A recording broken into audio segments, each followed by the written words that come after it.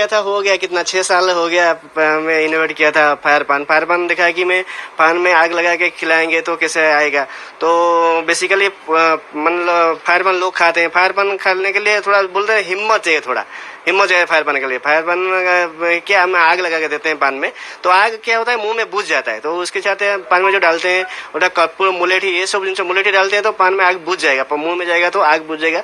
और जो बहुत सारा डिमांड है फायर पान का, तो आप देख रहे हैं लोग को कितना फायर पान खा रहे हैं।